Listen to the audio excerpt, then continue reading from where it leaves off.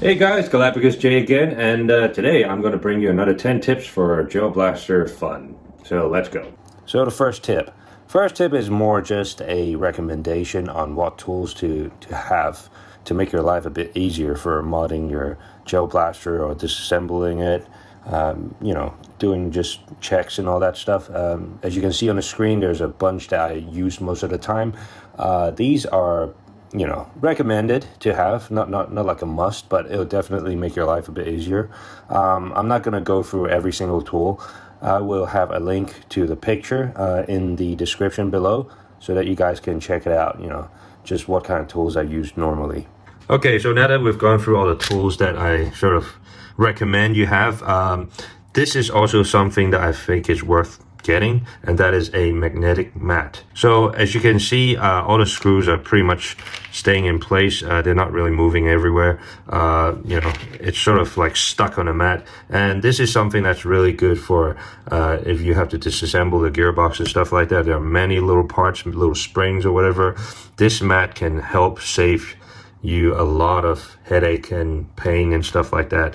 Those little springs, once they get lost, it's just impossible to find. So having a mat like this is great to keep in track of what the parts you have taken out. And this mat actually has like little squares as well. So these squares, you can basically assign different types of parts to that square, just to that you keep in track of the number or where to put everything. You can create your own workflow to work around this. But magnetic mat is definitely worth considering. Okay, so for those of you who have assembled a gearbox, looking at this, you'd know what it is. I think the trigger assembly, a lot of people would have had experience with, and that is, assembling this trigger, this spring, and then you put it inside a gearbox is extremely difficult because either it'll come loose, fall, or, it'll just bounce right out before you assemble the gearbox. So a little trick that I use is that if you turn the trigger to the other side, there's this little hole to catch onto the springs, this little bit. Okay, so what I do is I apply some super glue, okay, and use Scotch weld, and I just dip it inside that little hole, and then I just put the spring on. It will stay in place, and basically you can just hold on to this thing as one piece. This spring won't fall down like this, and also when you're closing your gearbox, it won't blow up in your face. So this is one cool little trick to have. Okay, so the second trick that I use for the gearbox is if I were to fit any bushings, okay, these ball bearings, onto these holes, right, I would always apply a little bit of super glue to this edge, right, this edge here, this wider edge. What it does is it will hold the bushing in place. So regardless of how snugly fit the bushings are to your gearbox or very, very loose, it'll just stay in place. So this is actually really good because it'll help you hold the ball bearings in place or the bushings in place for when you do your shimming or when you need to take out your gearbox. Nothing will fall out, it'll just stay in place. So it doesn't affect the performance of the bushings either. So that's something to sort of keep in mind. So when you have to put this into your gearbox, and then you also have to put the spring on, right? It usually fits like this, right? Hold on. Okay, it fits like this. It's an assembly. It looks like that, and then you have to put in this hole, right? But then if you put it on, okay, it's very prone to just flying out. So if you put a gear here first, okay, it'll just sort of do something like that, it will sort of fly out a little bit. In this case, it's not that bad, but for some cases, if you sort of undo your gearbox, this is probably the first thing that would just fly out. It'll do something like that. So what I typically do to make it stay in place for long enough for me to close the gearbox is to do something to this particular side, okay? So there are two sides, one that catches onto the anti-reverse latch, and the other side just sticks onto the gearbox, right? I actually push it up, okay? Create like a 45-degree angle. So what it does, it's actually pushing, sort of like creating a lever effect to push the anti-reverse latch sort of horizontally fitting onto the gearbox. So if I do something like that, it's less likely to pop out. See? Okay? It'll just stay in place rather straight. So just push up the spring a little bit, right? Just create a little angle so that it sort of like pushes everything down. And that's another trick to keep in mind. So for the next trick, let's go to gears. Now, when you're shimming your gears, right? When you put a bunch of shims on your gear, right?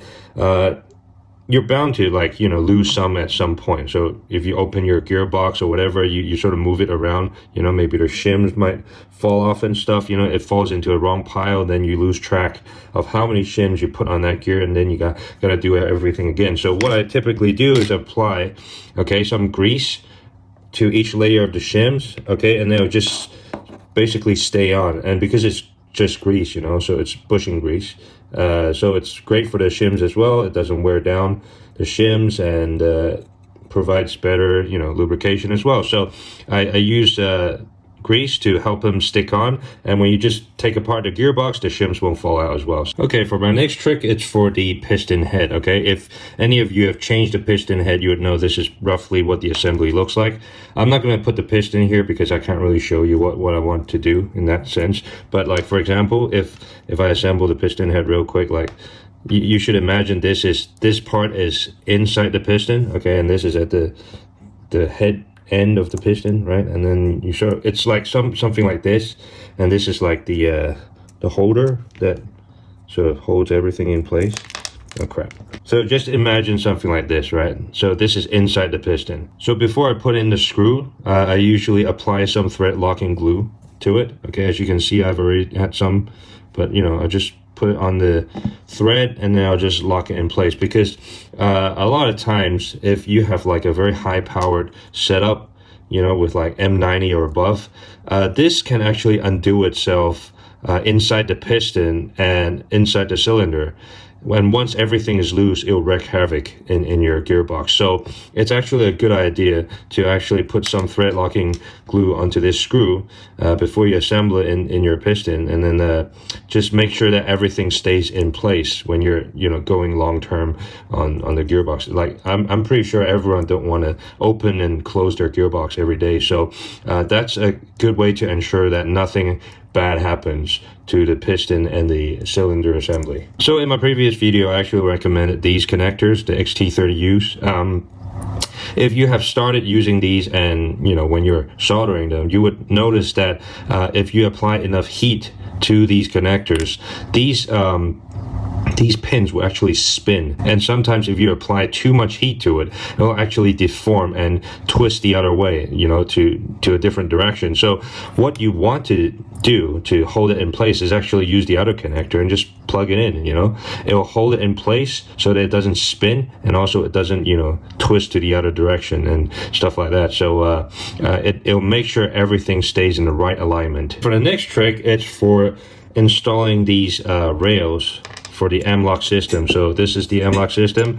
A lot of people might have difficulty installing it, like putting it on and then putting these things afterwards. It's kind of difficult. So what you actually need to do is have everything sort of pre-installed. Make sure it's not like tight and stuff, just like, you know, a few threads in, so that it's actually just holding in place, but it's not really tightened, you know, something like this. And then you just oriented to the right direction of the rail. So here I have put the rails inside, and basically the sort of like the stopping caps, I would say, whatever you call it, just twist them into the right direction, right? You want them to facing horizontally so that it's going to lock into the rail. And what you do after this, you just need to pull down on the guide rail, okay? Pull this down so that it holds into place.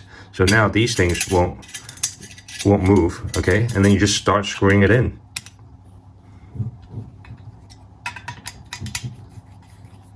And that's it.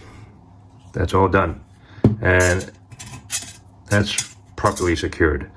So that's the quickest way of installing MLOK rails. Okay, so my last tip is for gel ball storage. My advice is never store any gel balls, but if you have to store it in any airtight containers that can, you know, keep the moisture in.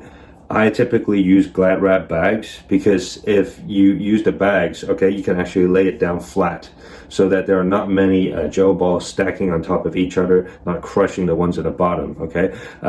Although it's elastic, but over time, if you've been storing it for a long time, you tend to see like the bottom ones would shrink a lot faster than the top ones. So yeah, it's try to lay it out flat as much as possible. And the second thing is, if you want to reuse them, okay, make sure you sample a couple of them first, okay? And not like eat them, but like sample them, you know, measure them to see if they're still 7.2 or 7.3 millimeters. If they're not, then you can resoak it, okay? All the gel balls you can resoak.